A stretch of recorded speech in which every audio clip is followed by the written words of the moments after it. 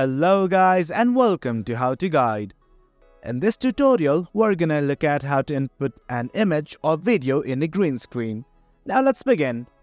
As you can see, I am on my CapCut PC and this is my green screen video. Now I want to input an image or video in this green screen. Now let's begin. I have already imported a file and I'm simply gonna drag it to the timeline. Do make sure that the green screen video is above the actual video. Now I'm gonna trim this video.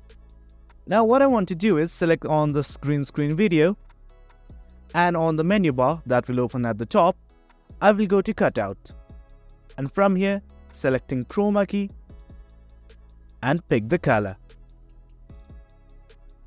Let's increase the strength and a little bit of shadow.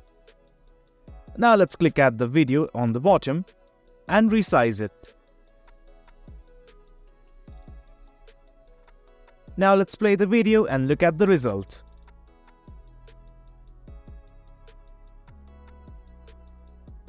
Well guys, that's how we input an image or a video in a green screen.